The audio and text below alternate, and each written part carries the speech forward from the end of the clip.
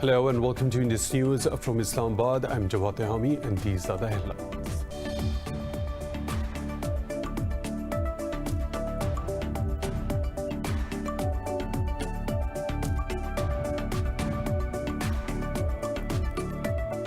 In occupied Kashmir, Indian occupation troops have martyred 3 more Kashmiris during a search operation in the Baramulla district. Over 300 Kashmiris have been killed since India stripped the region of its autonomy last year in August. Earlier, Human Rights Watch urged India to stop its troops from using pellet guns to disperse protests against illegal occupation.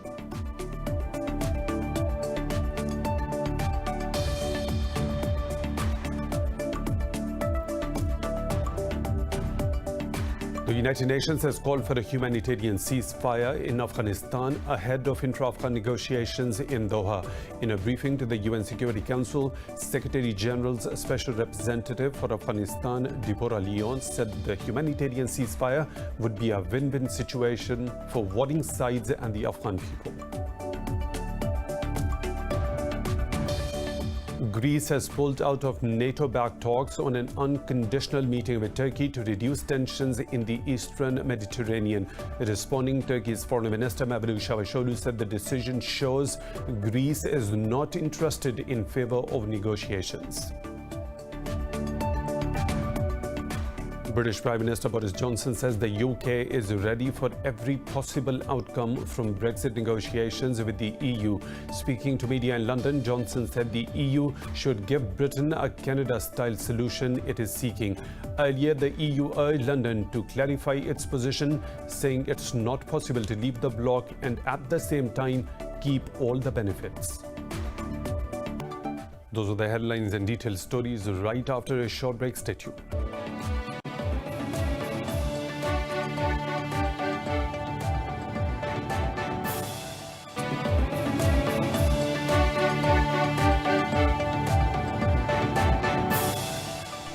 In occupied Kashmir, Indian occupation troops have murdered 3 more Kashmiris during a search operation in Baramulla district. The troops raided several homes in the district and also arrested 3 people. Kashmir has been reeling under a curfew and communications blackout after India revoked its special status last year in August. Over 300 Kashmiris, including children and women, have been killed since then. Earlier, Human Rights Watch urged India to stop its troops from using pellet guns to disperse protesters against illegal occupation. It said the use of the shotguns by Indian troops has resulted in shocking and grievous injuries to protesters. Pakistan's military says 3 soldiers have embraced martyrdom after an IED attack on security forces in the northwestern province of Khyber Pakhtunkhwa. In a statement, the military's media wing said the attack in the North Waziristan district left 4 other soldiers wounded. It said the soldiers were providing protection to construction teams working in the area. The martyred soldiers were identified as Lieutenant Nasir Hossain Khalid, Muhammad Imran and Usman Akhtar.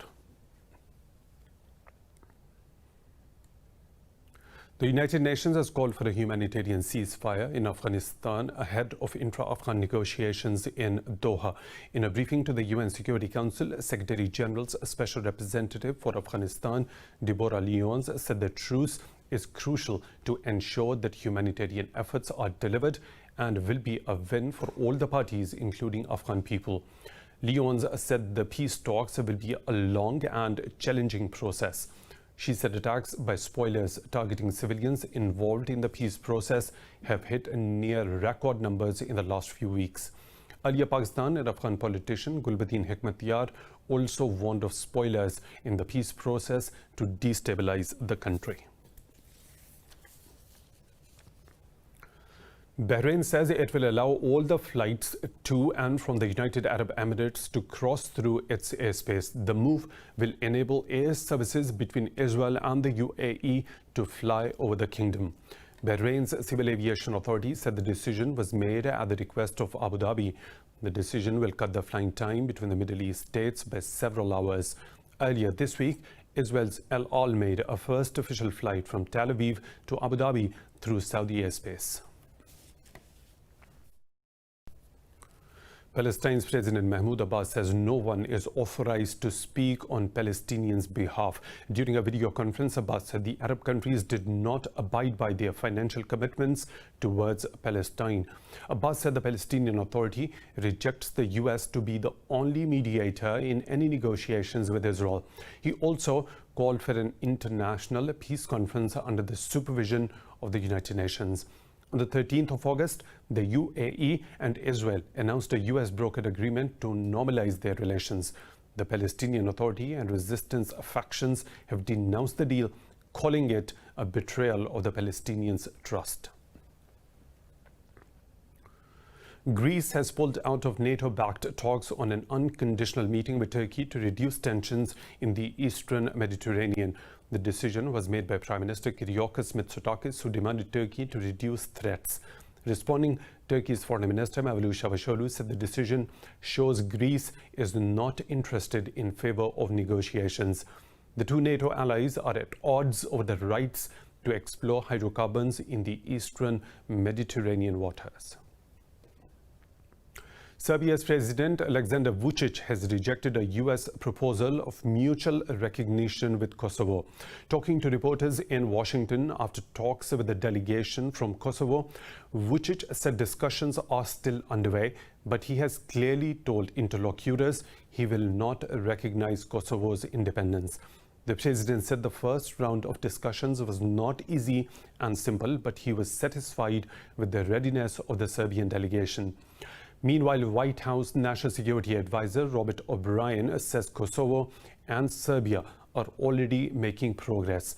He said the talks on the first day were centered on the normalization of economic ties. Russia says it fully supports the sovereignty and territorial integrity of Belarus amid the ongoing political crisis. Prime Minister Mikhail Mishustin said this after visiting Belarus to hold talks with President Alexander Lukashenko. Mishustin said Belarus must not give in to the external pressure by the West. During the meeting, Lukashenko said Belarus had intercepted a conversation between Poland and Germany. Lukashenko claimed the intercepted calls showed that Russian opposition leader Alexei Navalny's poisoning had been faked.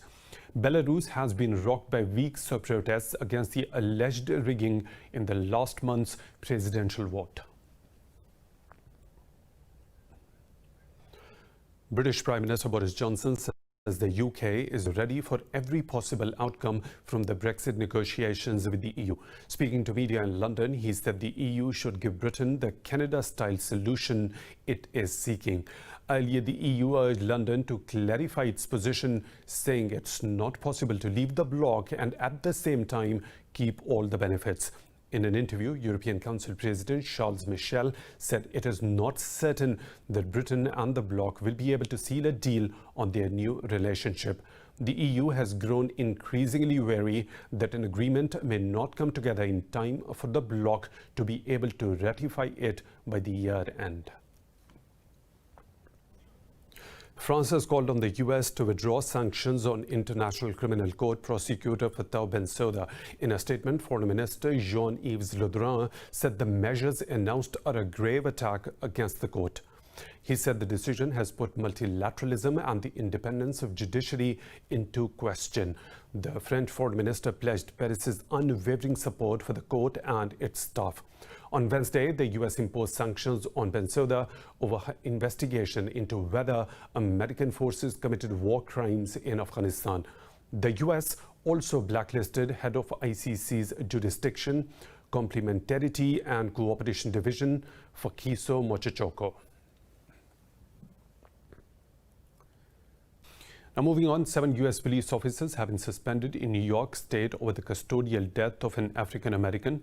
Rochester's Mayor Lovely Warren says systemic racism led to the death of Daniel Prude. The move to suspend the officers is the first disciplinary action since Prude's death in March. Meanwhile, protesters took to the streets of Washington after police fatally shot another black man, Dion Kay. Demonstrators marched to the mayor's residence, calling on her to fire the police chief. Over in New York, a car drove into Black Lives Matter protesters in Times Square, hitting several people. In Brazil, 834 more people have died from COVID-19 in the last 24 hours, taking the tally to over 124,000. The world's third worst hit country, India, has recorded 1,096 deaths and more than 83,000 cases overnight. Globally, the virus has claimed more than 868,000 lives while infecting over 26 million. Details in this report. Thousands continue to die every day from the new coronavirus in India and the US as the country struggle to contain the raging outbreak. Brazil's President Jair Bolsonaro has ruled out making COVID-19 vaccination mandatory as the country's infections top 4 million, while the White House has refused the World Health Organization's authentication for its vaccine in the works. But US doctors warn against rushing a COVID-19 immunization to be used as a tool for election campaign. I just think that given that it's a 2-dose vaccine, that we're still not fully recruited for the first dose, that we have to wait a month for a second dose, then we have to wait another 2 weeks till we get full immunity from that second dose. And then people in the placebo group have to get sick, not just infected, but get sick. I just can't imagine how that all happens by the end of October. The pandemic is once again finding foothold in Europe, where England has reported its highest number of weekly cases since end of May. In France, centers are ramping up testing in an effort to reach 1 million tests per week amid rising rate of spread. In Spain, thousands of teachers have undergone COVID-19 tests days before a fresh academic year starts. Meanwhile, New Zealand has decided to retain coronavirus measures across the country until mid-September. That is why today Cabinet decided to retain the current settings, with the next review to take place on Monday the 14th of September. If at that time a change in alert levels is made, it will be time to take effect from 11:59 on Wednesday the 16th of September. In Asia, South Korea continues to grapple with ways to stem local spread as it reports 198 new cases in the past 24 hours, while China has kept local transmission at 0 for the past 2 weeks now. In Pakistan, 7 more people have lost their lives to the new coronavirus, raising the death toll to 6,335.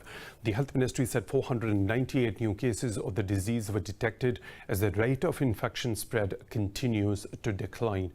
The ministry said the number of active cases in the country is at 8,909. The ministry said with a 95% rate of recovery, over 282,000 patients out of some 297,000 have recovered. Sindh remains the most affected province with over 130,000 infections, while Punjab has reported 97,000 cases so far.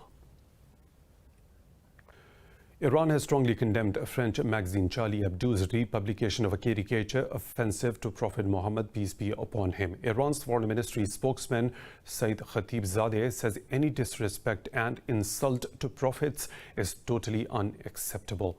Khatibzadeh said the provocative move made in the name of freedom of speech hurt feelings of the Muslims across the world. He said Charlie Hebdo's also disrespected Islamic values and the beliefs of more than 1 billion Muslims. Charlie Hebdo is a French left-wing magazine with a history of publishing derogatory and anti-religious content. More stories to follow right after a short break. Stay tuned. In India, 7 people have died in an explosion at a fireworks factory in southern Tamil Nadu state. Police officials say 4 others have been injured in the blast in the Kudalur district. The officials said the owner of the factory is also among those dead. They said the cause of the incident is yet to be ascertained. The impact of the blast was so huge that it brought down the structure. NATO allies have demanded Moscow to cooperate on a probe into the poisoning of Russia's opposition leader Alexei Navalny. In a news briefing, NATO Secretary General Jens Stoltenberg said any use of chemical weapons shows a total disrespect for human lives. He said those responsible for this attack must be held accountable and brought to justice. Germany said Navalny was poisoned with a Soviet-style Novichok nerve agent. But Russia said there is no evidence yet of a crime behind Navalny's poisoning. In Lebanon, rescue workers have detected signs of life in the rubble of a building that collapsed after a huge explosion at the nearby port on August the 4th. Rescue workers said a team with a rescue dog detected movement under a destroyed building in the Gamazi area of Beirut. The team of rescue workers included volunteers from Chile, Lebanon, and members of the civil defense. Local media said any search and rescue effort after it becomes clear that someone was still alive was likely to take hours. It can indicate if there is anything breathing, a pulse, or anything still moving underground. It indicated there is a pulse, 18 breaths per minute. So this, along with the temperature sensor, means there is a possibility of life according to their sensors. The Beirut blast has left many scars. People are still struggling with the trauma of the explosion, which includes nightmares, flashbacks, crying, anxiety, and anger. Psychologists say this is being exacerbated by the constant stream of images on Lebanese TV and social media showing the blast and its bloody aftermath. More in this report. The Beirut blast has caught Lebanon at an extremely vulnerable point following a severe economic crisis doubled by the coronavirus pandemic. Hundreds of people are wrestling with the psychological trauma of the explosion. Unnerved by the devastating explosion, a local, Mazen Othman, says for the first time in his life he has to take medication to calm his nerves. He said that his children are also showing signs of distress. Yesterday night, I was asleep and my brother was playing with a plastic container. I was startled by the sound and woke up. Dad had to read me the Quran to help me fall asleep again. I'm worried for my father that he hurts himself, that he hits his head with a stone, because my dad is very nervous. On the 4th of August, a large amount of ammonium nitrate stored at the port of the city of Beirut exploded. The blast caused at least 190 deaths, 6,500 injuries, billions of property damage, and leaving 300,000 people homeless. For the elderly Lebanese, the blast has triggered memories of the 1975 to 1990 civil war and the 2006 war with Israel, among others. Lourdes Fakhri's parents and 6 siblings survived the blast, but the feeling of terror remains. I am coming here because this is where I lived for 20 years, spent my childhood, and where my memories are. I can't leave. I am in a much nicer house now, better organized, and we are going to furnish it properly. But here, I'm living because of so many things that I can't let go of. Experts have warned of a national mental health emergency in the country.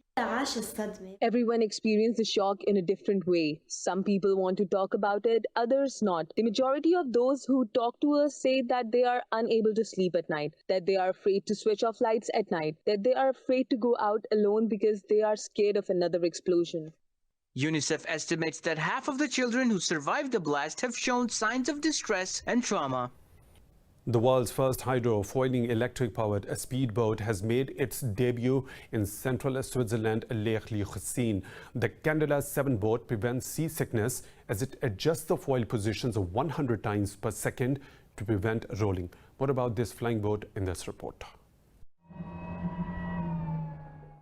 A Stockholm-based company has launched the world's first hydrofoiling electric-powered speedboat, Candela 7, in a Swiss lake. The boat can achieve the speed of 55 kilometers per hour due to the hydrofoil technology attached to it. The foils lift the boat above the water, reducing friction, which cuts the energy consumption to a whopping 80%. Of course, it has a big impact, to be honest. It's not a combustion gasoline engine or diesel engine, it's just pure electric. And the consumption is it's just 50% per nautical miles comparing to a combustion engine. The carbon fiber boat also prevents rolling and seasickness as it carries an onboard computer which adjusts the foil positions 100 times per second. The Candela 7 is fitted with sensors and software similar to a fighter jet, so it does not bounce like conventional speedboats. The advantage is clear, so you do not have any wave hitting, so the boat is not bumping and slamming around. You really have a quiet ride. With its debut in Switzerland, Candela speedboats hope to drum up new business by launching a European tour of the boat. And an unemployed artist in the Philippines has resorted to a unique idea of using tree leaves as primary art equipment to earn livelihood. More details in this report. The Philippines has imposed some of the world's longest and toughest coronavirus measures in the country. A 23-year-old factory worker, Mary May Decane, had to lose her job as the restrictions led to the massive workforce layoff. But this hitch didn't stop Mary from earning her livelihood, through which she can also pursue her artistic passion. Due to the lockdown, Mary was unable to find traditional art supplies, so she resorted to the unique idea of using leaves as primary canvas. Because of this pandemic, I wanted to try making artwork, but purchasing art supplies in my town was very difficult because of the strict lockdown. The only way was to buy online, but it was also difficult. I experimented using leaves as a makeshift canvas, and it turned out really nice. Mary's artwork includes intricately pruned leaves revealing well-known faces from Robert Downey Jr., Oprah Winfrey, Michael Jackson, to Philippines President Rodrigo Duterte. She has sold her beautiful artworks for at least $8 per piece and earned handsomely during the pandemic. This leaf art has helped me so much financially during this pandemic. The money I used to pay bills, buy food for my family, and our other daily expenses are from my earnings from commissioned work. Mary also pays tribute to the frontline warriors against the pandemic by cutting out leaf portraits of doctors, nurses, and other paramedical staff. More stories to follow, but right after a short break. Stay tuned.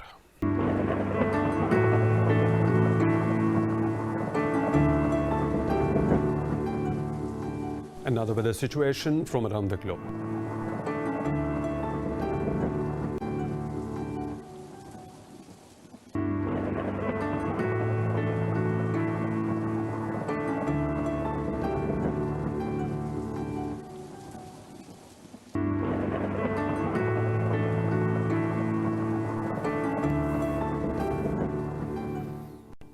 And that's all for now. With the latest updates, you can follow us on social media at Indus.News.